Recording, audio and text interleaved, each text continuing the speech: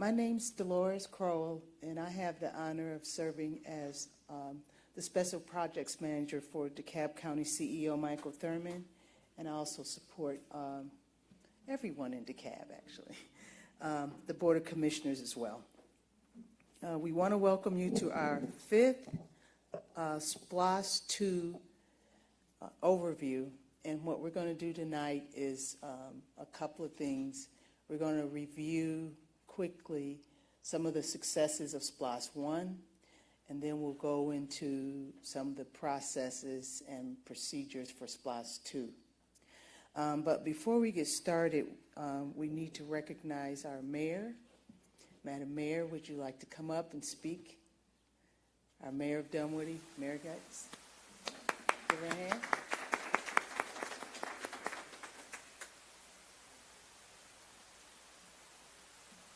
Are there Councilman Seconder? Are there any other elected officials here?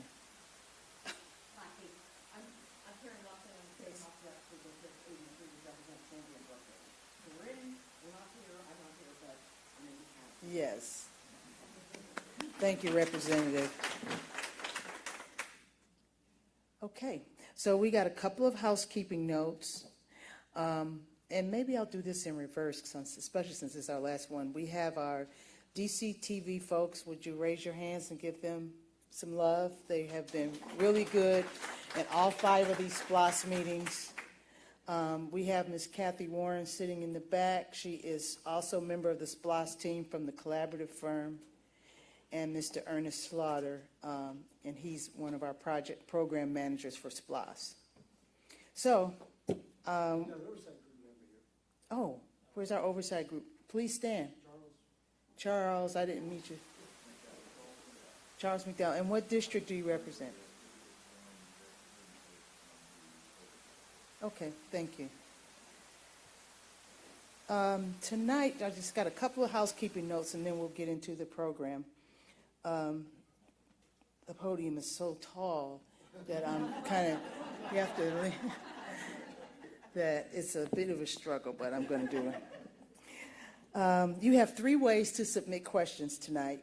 For those of you in here, we have cards to write down your questions. They'll be collected, they're colorful. They'll be collected throughout tonight's meeting and addressed during the Q&A session. If you're watching us live on YouTube, you can submit your question by way of the YouTube chat box.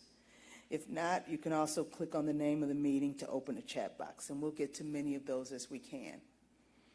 If we receive more questions than we have time for tonight, you can also email inquiries regarding SPLOST to the email address splost@dekalbcountyga.gov, and you'll see these links at the end of the presentation tonight. Or call and ask your question by way of voicemail. We do have a voicemail that we monitor every day, really, and just to keep up with folks who have questions that are not addressed in these sessions. And then finally, you'll have much more information about the DeKalb County SPLOST initiative at www.dekabsplost.com. So, without any further ado, I'll go to the first slide here. And we'll come up, we're at our SPLOST vision statement. This is a statement that was adopted in 2017, right after the legislation was passed. At that time, and still today, one of my jobs was I was the lobbyist for the county, and so I'm very familiar with SPLOST from the very beginning to where we are now. Worked hard with a team of external lobbyists as well as myself, and prior to that I had lobbied for AT&T for about 27 years. And DeKalb County was the only county in the state of Georgia, in a metro county, that did not have a SPLOST. So a lot of work was put into it, and the CEO decided we needed to have some vision sessions and allow the Board of Commissioners and constituents to come to Maloof, where we met, and we had 6 or 7 of these vision sessions. And that gave everybody an opportunity to voice what they would like to see in a SPLOST. also people who had worked on previous versions of SPLOST that had not successfully passed. And we came up with this vision statement. DeKalb County Special Purpose Local Option Sales Tax will support countywide capital outlay improvements that promote a high quality of life for all of its residents. So we can go now to the video, and it's just a quick one that's going to show you what we've done so far with SPLOST. Hello, I'm DeKalb County CEO Michael Thurman. Citizens of DeKalb County voted in 2017 to fund the county's first ever SPLOST, a special purpose local option sales tax. The program is expected to generate more than $388 million through a 1-cent sales tax that is earmarked for capital projects and distributed among 4 categories: transportation, public safety, parks and recreation and community facilities. Let's take a closer look at how these funds are being used to improve our community. Overall, SPLOST is expected to generate more than $600 million for DeKalb County and its cities. Of the county's share of more than $388 million SPLOST dollars, $244 million are slated to support transportation projects and improve high-priority corridors, including funding for more than $11 million to rebuild the Cedar Grove Bridge over the Norfolk Southern Railroad to help restore this vital artery. A 2.2-mile extension of the Michelle Obama Trail to move closer to connecting with the South River Multi-Use Trail and ultimately the Atlanta Beltline. Resurfacing more than 160 miles of road to date, with nearly another 100 miles under construction and 26 miles in advertisement to reach an overall goal of 300 miles throughout the entire county. Completing missing sidewalk segments throughout the county to improve access to schools, community facilities, and bus stops. SPLOST funding is also supporting traffic and safety improvements in coordination with a major water line replacement and installing mini roundabouts at several intersections to reduce excessive speeding. SPLOST will help fund $87 million for public safety projects, including enhancements benefiting DeKalb's fire rescue and police departments. Some of those projects are the first of 5 new fire stations planned for DeKalb County, incorporating state-of-the-art health and safety features and community rooms. Also, roof replacements and alarm system upgrades throughout many of the 26 active fire stations in DeKalb. 6 new classroom buildings at the DeKalb County Fire Rescue Academy, and more than $9 million for new police cars, rapid response fire vehicles, and fire radio systems. In the capital outlay category, SPLOST has allocated $57 million for both parks and recreation and community facilities. $2.5 million of SPLOST funds, along with a $1.5 million contribution from the Atlanta Braves Foundation, have been used to support renovated baseball fields featuring artificial turf. And more than $2 million to resurface tennis and basketball courts, including 17 courts at the Mason Mill Tennis Center. 20 million SPLOST dollars have been allocated for general repairs at community facilities, including significant upgrades and repairs at the Lew Walker and Warren Street Senior Centers. More than $16 million for DeKalb County Courthouse repairs and improvements. A new roof for the historic Callenwald Fine Arts Center. And starting reconstruction of the N.H. Scott Pool. SPLOST is making a tangible impact on the lives of DeKalb County residents. Thank you for this opportunity to showcase your pennies at work. Okay, give yourselves a hand for your pennies. And so the expectation is that in November, for the referendum, that we'll have yet another success story at the end of 5 or 6 years. So let's move on and I'll just bring out a couple of points about SPLOST 1, and then we'll move on to SPLOST 2. In SPLOST 1, if you recall, we had what we call the baby SPLOST, if you would. We had restrictions where you could only spend 85% of your tax revenue for transportation and 15% for parks and capital repairs. And these items here in 1 through 4 kind of give you a little bit more detail. But the main point is that our SPLOST in DeKalb was the only one in the entire state that had these type of restrictions. Everyone else had what we call now a grown-up SPLOST, which, as you'll see in a minute when one of our attorneys, Ms. Osborne, comes up, she'll go through some of the categories with you. But we were very, very limited. And, you know, there were lots of reasons. What we did when we came in the Thurmond administration was try to depoliticize the process, which is why I believe we were able to get the SPLOST passed, even though we had the restrictions on it.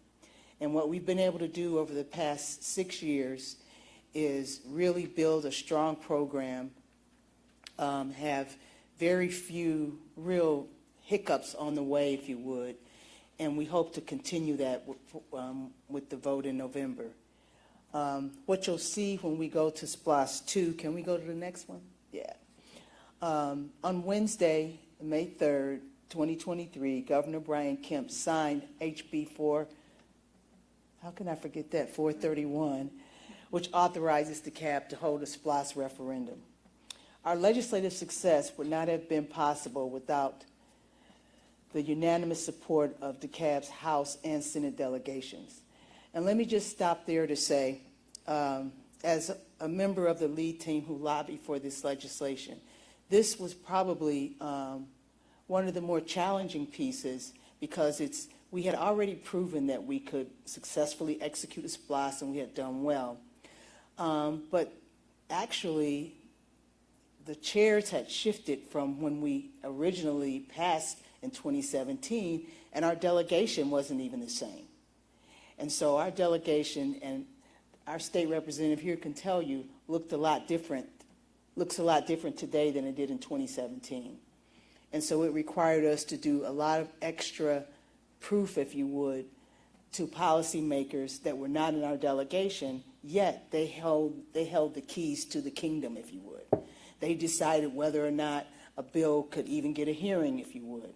So, you know, you have to work in a bipartisan fashion, and I'm proud to say that our delegation did that, and we did it well. Our delegation also told us, they said, hey, you want us to support this? We need to know that the cities and the BOC support us. So you challenged us, and they said, you need to get letters of support. So we went back, we met with the mayors at the DeKalb Municipal Association, and they wrote letters of support. And I can tell you that Chairwoman Carla Drenner, who was the main sponsor and carrier of the bill, as well as Chairwoman Kim Jackson, were heroes in getting us to where we needed to be, at least to get where we needed to be to get to SPLOST 2. So just shout out to our delegation. And then this other bullet just talks about the bipartisan support. And look at the numbers, 174 to 0. You know, you don't get that a lot. And I've been down there for many years, more than I care to tell you. And it's rare that you get that kind of bipartisan support. And then the last bullet talks about me and my team in government affairs. And we did do a great job, and thanks for our effort and results.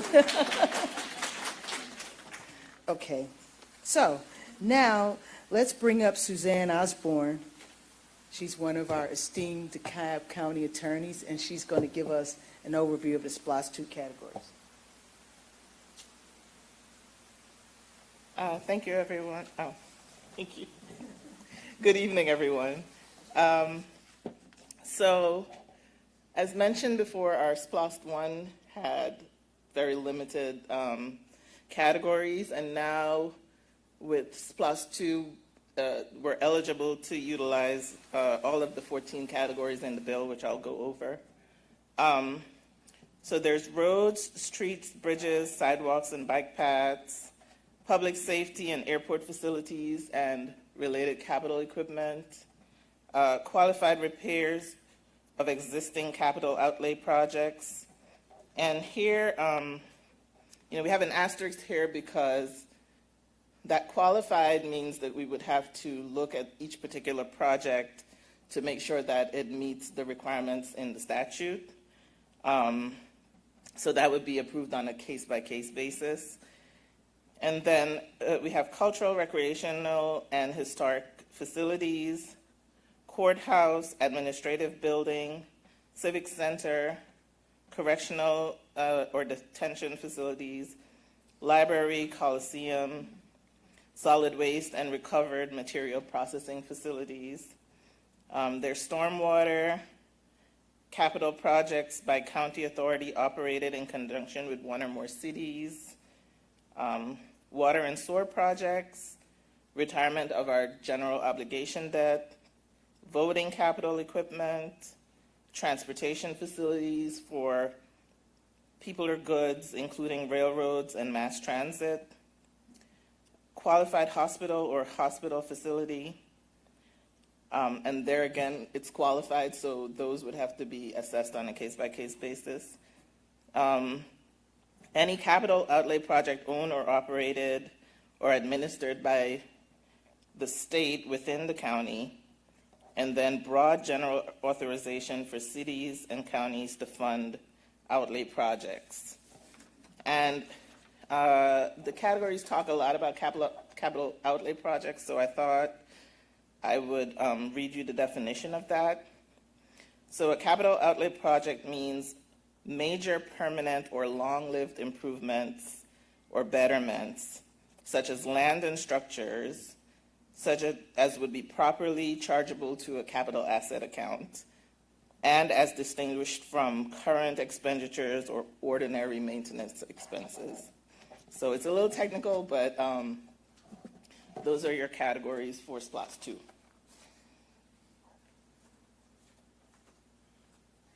Thanks, Suzanne. Ms. Warren, can we distribute our handouts? Because we have, of course, we're going to be looking at math, so we got a couple eye charts up here for you. And I just want to expand a little bit on what Suzanne talked about.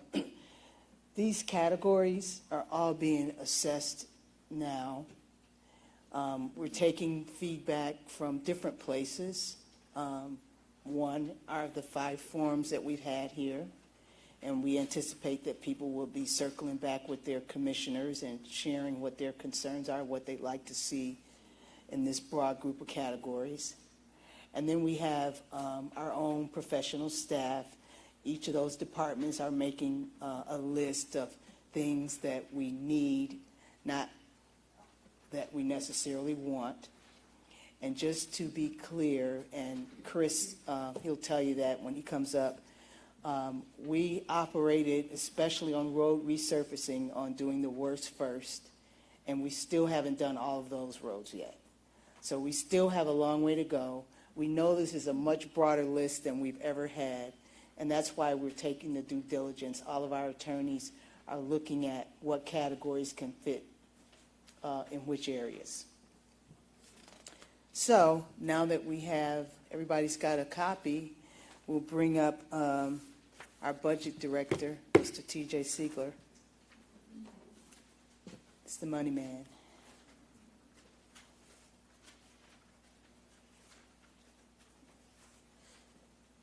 All right, thank you, Dolores.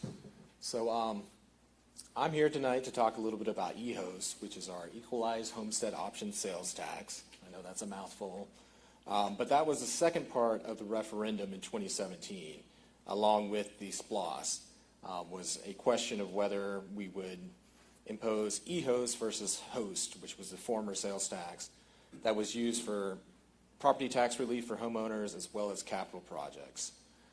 So unlike HOST, though, EHOS is 100% used for property tax relief for homestead property owners. So the way that works is the proceeds from the tax come to the county. Well, they're collected by the state, and then they are distributed to the county, and then we use that revenue to then provide a credit on your property tax bills if you have a homestead exemption. And so that passed with 71% of the vote back in 2017. All right. And to qualify for HOST, again, what you need is to have a homestead exemption on your home. So to qualify for a homestead exemption, you have to be own the home, and it has to be your primary residence. Okay. So when you get your tax bill, and I think we have an example of this later in the slide deck, there will be a column at the end that says EHOS credit, and that shows you how much you're saving from the EHOS. So from 2018 through 2022, a total of $591 million in property tax relief has been provided through the EHOS credits. I'll add, too, that we just this week passed our millage rates for 2023, and that number is going to go up by $147 million. So total, we're over $700 million in tax relief since the start of EHOST in 2018. So the bill that allows us to go forward with SPLOST II, HB 431, did not change any of the provisions of the EHOS law, so that will continue the way it is, no matter what. So the two links that you see here, the first one is to the county's website, where you can find additional information about EHOST, and then the second one is for the tax commissioner's website, where you can find all the information about homestead exemptions and how to qualify and how to apply. All right, and so this table here is just showing how much a typical home by value throughout the county would save in property taxes due to EHOS. And I had a question from someone last night at the meeting. He actually had his property assessment notice and was saying, well, why isn't my number as high as what you have on this table? And the reason being is this is based on the basic homestead exemption and no other exemptions. So we have another exemption for called the frozen exemption. And so he was already saving a lot of money on his property tax bill through that. So that's why his credit was not as large as what you'd see here. But again, if you have a house that's worth $250,000, that's the fair market value of it, and you just have the basic homestead exemption, EHOS would save you about $850 on your property tax bill last year. I think it's going to be slightly higher than that this year. $500,000, you're looking at about $1,800 in savings. $750,000, you're about $2,700. And then at $1 million, the savings is close to $3,700. All right, so this is the property tax bill as promised. So let me see if I can get this to work. So this column right here is the EHOS credit. So the way that this works, and I'll point out a few other things while we have this up. So first thing is when you're looking at your property tax bill, if you look up in this top right-hand corner, you're going to see the total appraisal, so that's the fair market value, and then the 40% assessment, which is the actually what you're taxed on. You aren't taxed on 100% of the value. And then these exemption codes, so the H1F. H1 is for the basic homestead exemption, and then the F is for that frozen exemption. And when you see this base assessment freeze, that's the amount that the assessment was when that when that freeze was applied. And then this is the amount of that exemption. So just as I mentioned last night, the gentleman who was looking at his tax bill and wondering why his EHOS credit wasn't more, it was because he had a frozen exemption on his home. So then when you come down here, you can see all the various different millage rates that you pay on your property taxes.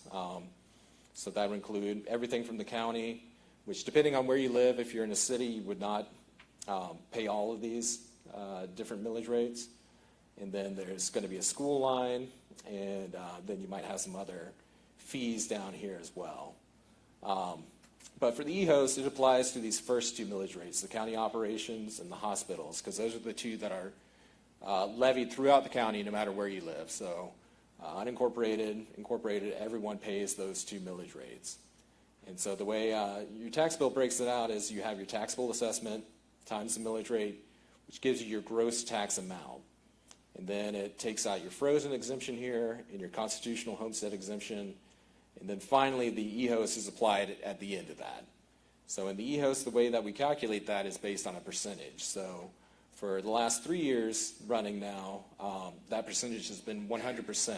So whatever tax liability you have left for those two millage rates is completely wiped out by the EHOS. So again, if we went back to the last chart, I think you'll see that this number, the total down here is 810, which is a little bit less than what you would expect on a house with that value. But again, that's due to the gross tax, or excuse me, the frozen exemption amount here. All right. So I think that's about all I got here. So thank you.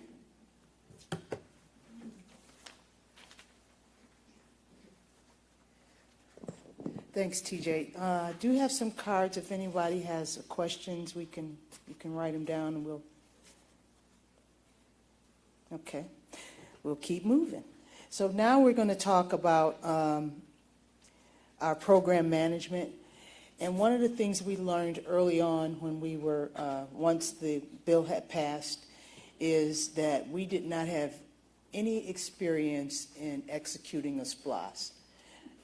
We were, like I said earlier, the last county, and if you think about counties like Gwinnett, where they've probably raised about $2 billion by this point in SPLOST relief, if you would, over the years. They've had a SPLOST program since the very beginning, and Cobb County and others, so we're only on our very first SPLOST.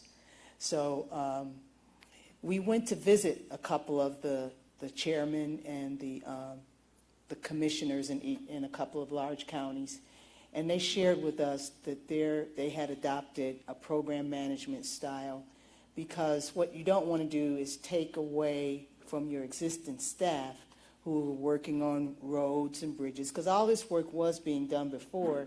It's just that in DeKalb, we never really had any revenue to do the type of work, and the whole concept of deferred maintenance was at an all-time high, just put it that way.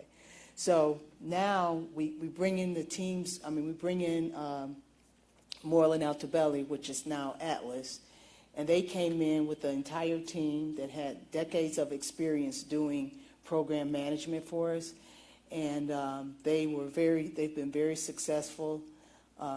Chris and I actually still talk to each other after 6 years. So we're doing great. But he's got a great team in Ernest, and we'd like him to come up and just talk to us about the program management. Thanks, Dolores. I get to use the clicker tonight. The first 4 meetings, I didn't get to touch the clicker. So there's a lot of fine print on that, and you've got the handout, and I won't go over it in detail, but you keep hearing the phrase teams. Dolores talks about we're part of the county team, the county staff, and Kathy and Ernest from our team are back there. So as she said, we come on board to help cities and counties manage bond and sales tax programs. And our firm is Atlas. Years ago, you might have heard the names Tom Moreland and Dan Altobelli, Moreland Altobelli. When the firm started in the mid-'80s, SPLOST legislation had been passed by the state. And we started in Liberty County, was one of the first counties in Georgia to pass a SPLOST program. And we worked for almost all the metro counties, Cobb, Gwinnett, Rockdale, Douglas, and another baker's dozen of counties around the state. And we're staff augmentation. We come on board, like Dolores said, to do the day-to-day work, to handle all this extra money. You keep hearing millions and millions. It's billions of pennies, right? $388 million is 388 billion pennies. So, in some quick numbers, what TEAMS does, Total Enterprise Asset Management System, it's a behind-the-scenes software system that works with the county's finances and the state Department of Revenue. And every month we crank out one of these reports. It's 150 plus or minus pages, 150, 140 active projects, and so forth. And it's sort of like the old journalism story: who, what, why, where, when.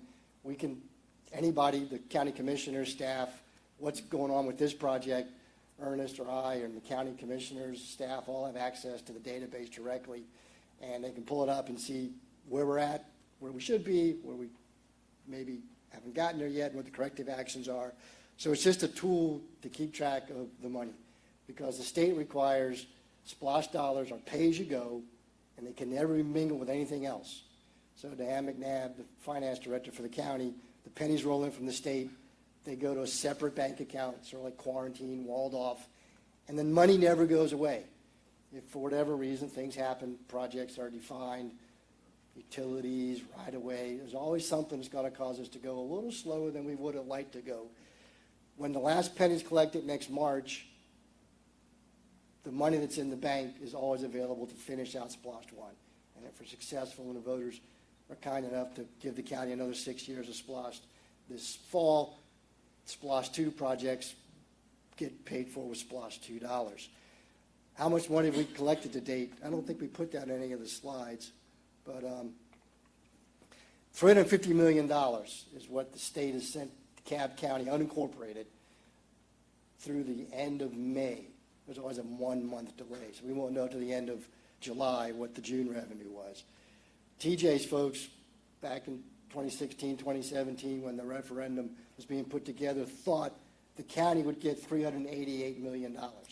So here we are, we're into our last year of collections, and we got 90% of the revenue. We'll be somewhere north of $400 million with the current SPLOST. The pandemic was a double-edged sword. Sales tax revenues have gone up higher than we expected. Interest rates have really skyrocketed this year, which is good news because the money goes into the bank and the bank pays its interest. Bad news is costs have also gone up. But we've been pretty lucky. Early on in the program, costs were low. We're on track to get at least 275 of those 300 miles paid. They're under contract. There's one more contract out. Actually, bids are open tomorrow. And I think between the interest earned, and we get a little money every year from the state to pave roads, we'll probably get that last contract awarded and finish out the 300 miles. For comparison, pre-SPLOST, Peggy Allen, Roads and Drainage Division, she had about a $5 million a year budget to resurface roads. And she got $4 million of that from the state of Georgia as part of an LMIG program to get on population. So Board of Commissioners had to cough up the extra $1 million to make a 20% match. SPLOST, we average $25 to $30 million a year on resurfacing. So it's a huge benefit. And that, as Dolores said, that's 40% of the program is resurfacing. The next largest category is public safety. So we bought fire trucks, we built new fire stations, we're buying land for new fire stations, we bought new fire equipment, new police cars. And what SPLOST 2, if we pass it, the new legislation, took away the training wheels. The laws we're operating under now for SPLOST 1, 85% of the revenue had to go to transportation and public safety with no strings attached. We can build new buildings, build new bridges, build new roads, build new stuff. Poor library lady, Allison. Libraries, the courthouse, any non-public safety, non-transportation structure, we can only repair. The law was specific, no new buildings, in so many words. So we've been able to do a little bit of renovations at the libraries. With hopefully August, Allison, all the paperwork will get signed off on, and we've got about $1 million left to renovate restrooms at the older library buildings. And we put new roofs on the courthouse, and we're getting ready to redo the parking deck in downtown Decatur. It's past its lifespan, so we've got some capital repairs to get another 10 or more years out of that. This slide is the fun slide of what y'all see when you go to the county's website. You click on the penny, and it takes you to the site with a map, and then that little map is transportation comes up first because it's kind of fun. It's red and green, looks like Christmas. Type your address in, you'll see projects near you. That shows in green every road that we've resurfaced, in red every road that's in a contract that's been let. There's 4 active contracts right now. And if it's an orange color, it's actually being worked on actively, and you would have gotten a little flyer if you live in an unincorporated county. And it said, please don't park on the street because we can't pay if your car is parked in front of your house. And also it's got tabs for public safety and other projects. And you can see parks and libraries, parks especially where we'll put new shelters, new pavilions, new athletic fields. So, and I guess the last thing I'd leave you with is the giant report we send out. The county has a robust small business enterprise goal, and the goal for the program is 20%. They want 20% of 20 cents of every dollar to go to local small businesses throughout the county. Right now, we're north of 35% local participation.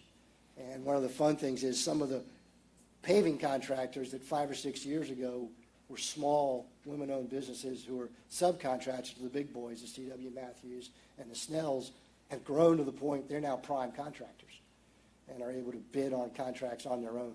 And we're seeing the same thing on a smaller scale with some of the building contractors. So that's SPLOST 1. And we're here for questions for the rest of the evening. Too late till we get thrown out, right?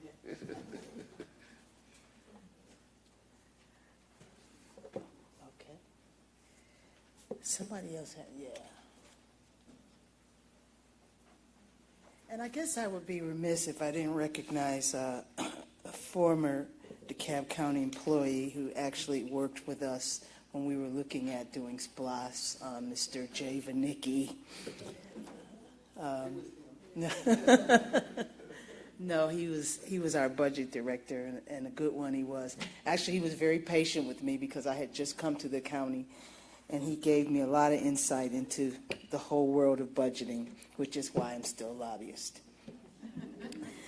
But we got any questions? Did we get any from YouTube? Not yet? Okay, well, I'll just read these we have. Can you please clarify the exact next steps after this meeting to identify and qualify projects? What are the opportunities for public to stay informed? Sure. So what's happening now is that list of all those categories that you saw on the sheet is actually built into the legislation. So you'll see some variation of that in your sheets. And so what our legal department is doing is they're taking that list and they're comparing it to what we've asked our department heads to do, which is create, you tell people, tell us what you need, not what you want. So we have to decipher between those two. But we're taking the list that we get from each department. Watershed has one, Parks has one, Public Safety, which includes animal shelters, libraries. All these different groups are submitting their request in to our COO, Zach Williams, and he's taking all that down. Then we meet with Chris and his team, the department heads, and we compare what the requests are to what the needs are, and if those roads if we haven't been able to address those in SPLOST 1, and it's still rated the worst it could possibly be, those roads I'm assuming would get priority. And the same thing for roofs and other things. The reality is that this time we have a lot more opportunity to do capital outlay, but even that needs to be focused in on what we need, more. And I'm sure with your different constituencies, if I was working at the animal shelter, I would say we need larger facilities, we need more space. And the second part of your question was how you give input. Well, this is one place, and then you can use either of these. But what I also recommend is that people just contact their commissioners, put it in writing, because the Board of Commissioners ultimately will approve the categories that are chosen. So that's how you do it. What is the actual text that will be on the ballot? Good question, because it's not done yet. Our legal department is working on ballot language. I remember when we did the first one, there were 3 questions, I believe.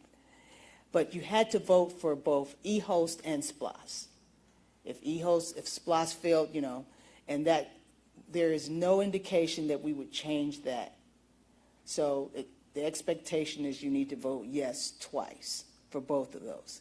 But again, don't hold me to that because, and our, Suzanne can tell you that they're still working on all the language for the ballots. That usually comes out after you know, we've got a lot of other meetings that happen. There's a meetings with the city managers where we come in, we meet with the city managers. They come up with an intergovernmental agreement. And then once everybody blesses the IGA intergovernmental agreement, you know, they move on to the next step. Then the other thing that we were pretty successful at in communications was we met with all the cities, all of your communication managers. And we had like joint sessions, and we talked about, well, how are you going to communicate your SPLOST? Because, you know, really once the unincorporated part of the county gets their share and the cities all get their shares, the cities decide what their projects are. The cities come up with their own list as long as they remain in those categories. 5, 6 years ago, it was easy because you only had transportation and capital outlay. This time, you got a lot more to choose from. For cities that also have local elections, oh, thank you. For cities that also have local elections, where will this question be on the ballot? Which order? Yeah, don't know yet, but it's coming. And what we have done is, like, if you went on the website now, you'd see the 2017 ballot. We'll be doing the same thing there, putting FAQs up. And there's a whole education campaign that has to happen. During SPLOST, the county is not allowed legally to advocate for anything. Our whole role is what we're doing here tonight, just educating. There's a whole different segment of the process where they'll go out and advocate and put out signs and do all the fun stuff. Okay, will the list of projects be published on your website and reported to local papers? Yes, it will. How do you partner with cities to supplement or share funding? There are a few times when we have IGAs where you may have a multi-jurisdictional project. I know we had one that was like Panola Road. Didn't we do something there? We've had a few of those, but it still requires an IGA, and the two parties get together and decide, you know, it's one street and it could be one county, a county on one side and city-owned on the other, but yet, you know, the sidewalk's busted and you need it fixed. So, and they do this with other projects as well, water and sewer, so that would be kind of like business as usual, but it would be in the form of an IGA. How do you partner with cities to supplement or share funding? Yeah, that's all worked out in the IGAs. They decide which part each party owns, and then they come to an agreement and say, okay, this sidewalk costs $100, we'll pay 50, you pay 50. That's kind of how it works. Okay. Does the DeKalb County SPLOST website show, along with the open project, the funds allocated for each? I've not been to the site, and I can't really see on the screenshot in the handout. Do we have, are there numbers on there? Posted, yeah. Okay. Projects put up, the budgets are posted. Okay, for each of the projects? Yeah. Okay. So yes, the budgets are. And then we still have how many more miles to go in the county? We're going to get close to 300. Yeah. If we didn't spend another dime, for whatever reason, we'd be at 275. Okay. Well, I've done all of our questions. We have any more? Because otherwise we're tapped out. Yes, ma'am. So who actually makes that final list? Who actually makes that final list that gets presented to the county commissioners to vote on? How does that list get narrowed down? It's narrowed down between I'll call them the subject matter expert, the people on staff who do the everyday jobs that would include all those categories. Each department is submitting a list saying this is what we need, and then we're comparing that and looking at that. Well, we're doing an assessment with what our program management says, okay? And then we get feedback that we get from our constituents. I have a whole list of these cards where people have asked questions, and we've got answers to those, and they've made recommendations. And then all of that is assessed. It's kind of like making the sausage making part. Once you do that, you're going to come out with a number. I think right now the list of the request was, Chris, help me out with. Close to $1 billion. Yeah, we've got already like $1 billion worth of requests from all the different departments.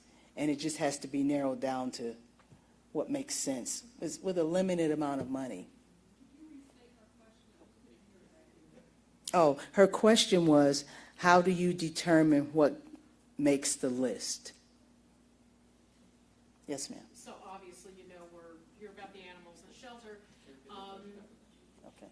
I'll be- Would our request then go to the Public Safety Committee via the questions we've submitted? Or is there another avenue? And how would you know what to estimate would be needed? Okay, it's all of those questions as far as, I'll take the estimation first.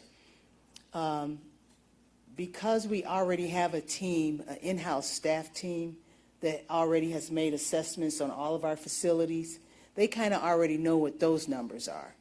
And then what will happen is they'll go to, let's say you need extra or a new roof on the shelter.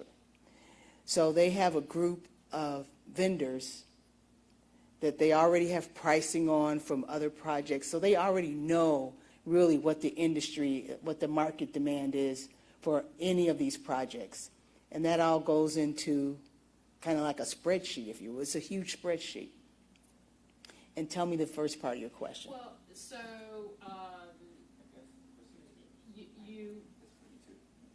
okay. So through our questions, you know that we're asking for more space in the shelter, not a new roof. Our roof's Right. holding up fine. And so do they know how much space we're asking for? Do they need a feasibility study? Do they? Oh, yeah. How do we help this process? Right, and all of this, in the assessments, they've already done a lot of that work. They've already, because obviously 2023 is not the first time that we've heard that we need to improve the shelter or the libraries. So we've got all of that data already. Just like if there are potholes somewhere that were huge and they were just there 6 months ago, same ones are going to be there. So a lot of the data is already captured, if that's answering your question. It is. Okay. Is there a way for us to see what they believe the need is and, you know, what they believe the cost would be? Yeah, I think for this, since this is our first time with a variety or a long list of projects, I can't answer what that format would look like. However, my recommendation would be to any group or any individual that is passionate or just serious about seeing something improved, a service improved or something fixed, is to write it to your commissioner. That way you have kind of like a paper trail, if you would, and you can say, these are the things that we asked for. Okay, so since this is a county facility, although it's in Commissioner Patrick, who I think did not come tonight, it's in his district, this Yes. district. Is he the one we write to, or do all the commissioners have to hear about this? I'm not clear. No, I mean, well, okay, let's be real. Nobody doubts for 1 minute that there's not a concern about animals in DeKalb County. So we know that. And so one of the things the CEO said last night, which was interesting, was that the whole piece with public safety and with the libraries, because we had a lot of questions about libraries too. And you know, the CEO is a writer and an author, so he has an affinity for writing and the whole concept of storytelling and writing. So he emphasized that there will be concern and attention paid to the repair and upgrading of libraries. I mean, it's just a natural occurrence. We already have some of that on the books. And we would anticipate the same kinds of things would happen for animal shelter. Our public safety piece, our public safety director is probably the best suited to say how they'll execute and when. But And is there one commissioner that has to No one commissioner, because, remember, they have to have, Have to make it as a group? yes, Okay. it has to be, you need 4 votes to do anything in DeKalb. So you have to have 4 commissioners, and everything that we've done with SPLOST, we also have what we call a SPLOST Committee of the Whole. That's another good group. You should go to those meetings. Okay, right. That's where you really can get into the weeds about, and I'm sure Chris will love that you're coming, because he gives a presentation, and you can ask him right then what's going on with this line item and when do you expect this project. That's where you really get that. And your oversight group members, you know, from your district, your oversight group person is here, and part of their charge is to come back to their constituents and say, this is what's going on with SPLOST. We're already looking at, with Jack Lumpkin's folks, Public Safety Director, some of the budget from peer counties. Right. Land, Cobb, and Douglas, and Clayton, and other places have done it. We're trying to have apples and compare population and needs and budgets and see. Yeah. So to answer your question, there's not one commissioner that would decide that. They all are going to vote on these categories. Let me get this lady right here first. I may have missed this, but when we go to vote, will we know the specific list of projects that's been approved with any kind of details surrounding it, so we know what we're voting for? Yeah, there'll be details. I'm trying to remember, on our original SPLOST in 2017, there were details there too. But yeah, you'll have that, because part of our education campaign will include, you know, ballot education, you know. It'll be on the web and you'll be able to see it. And our attorney is right here. Suzanne? I don't know that we can say there'll be a specific project saying, you know, at 285 we'll resurface this or whatever. Oh, yeah, But you're there'll right. be narrowed categories of, we'll do up to 2 fire stations or things like that. It won't detail the exact facilities. No, No. well, I can't say for sure at this point, but last time that's how it worked. Yeah, I don't think the law requires that you have, you know, this intersection here or there, but there is some level of specificity, so you know that there'll be a certain number of, there'll be roads repaired, and you got. I was just going to add, so one thing that you have to be careful of, if you put on the ballot, the referendum question, a specific project, you have to build that specific project. And the problem becomes, and we've been doing this for 4 decades, there could be a project that everyone thought was the best thing since Wonder Bread and the invention of the wheel, and the voters say, yeah, we want SPLOST, we want, among other things, that project. And I pick on Douglas County, not because they had a SPLOST ballot that had transportation and public safety, and they desperately thought they needed a new courthouse. They didn't really think through exactly what that courthouse would cost. So transportation was a bucket, the categories, and the expectation was staff, subject matter experts, would decide what roads would have to be paved when. But because the courthouse was there, they had to build a courthouse. So they lost a cycle of transportation funding from that SPLOST till they could get back to the voters. So generally what will happen, this is our experience, we came in after the SPLOST had passed in 2017, obviously. The staff and the Board of Commissioners will be reviewing specific projects in each of the departments that start to form the basis of what the budget needs are for those categories. So there was a broad outline of the target for transportation was 300 miles of road resurfacing and probably these 20 or 30 intersections, but not in any specific order, and we'll try to do them as we can, as we figure out exactly, because you don't really have a lot of time to do all the upfront research on right-of-way and utilities, but you've got an idea, this is our target. And the same thing for the public safety buildings. The chief, I think, thought back in 2017, he could have gotten maybe dollars back then, 12 new stations. Well, as time's gone on and costs and everything's happened, we're going to get at least 5 brand new ones out of the current SPLOST.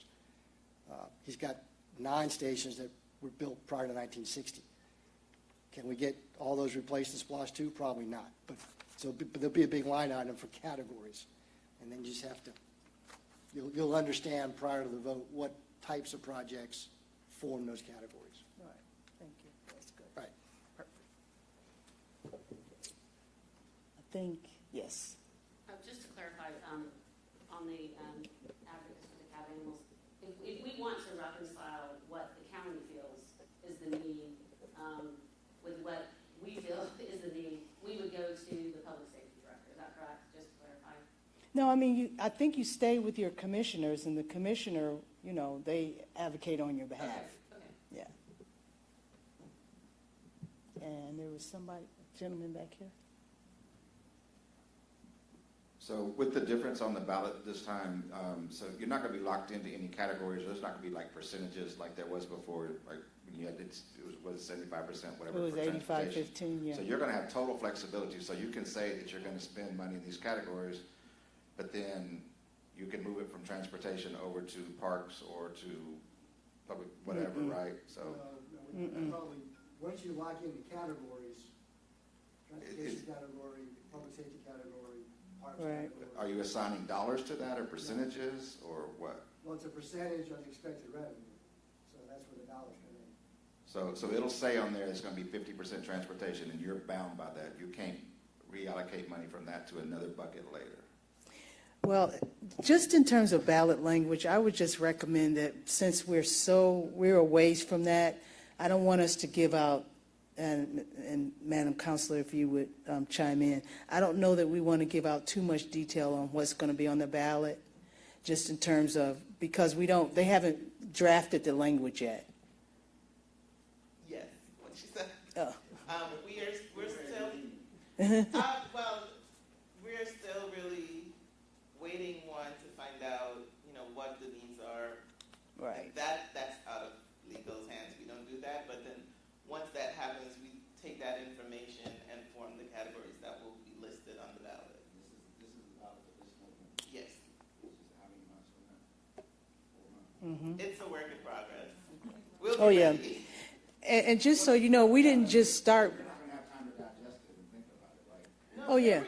We are required to have it ready way in Right. advance of the vote, so you will have it before the vote. oh, yeah, it's not like you'll get it on November 6th or even October 6th. You'll probably have it before then, but Yes, I guess. so there are statutory requirements Right. of dates when we are required to submit that information to the Board of Elections. It and has to that be is- newspaper. It has to be noticed in the newspaper for at least 4 notices weeks before the election. So, it'll be coming out definitely before early voting starts. We do, and we're still trying to reconcile that with some requirements that the Secretary of State has. So we're working on that as well.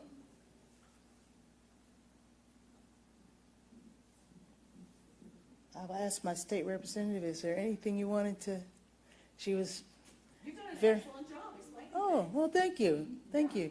And you did an excellent job for us. Just want to express my appreciation because it was your first, Yeah, this is my first. right, it was her first session, so I'm probably like an old head there. All right, well, if there aren't any more questions, I hope everybody drives home safely. We're going to post our questions and just keep monitoring the website, and we'll have updates for you. Thank you for coming.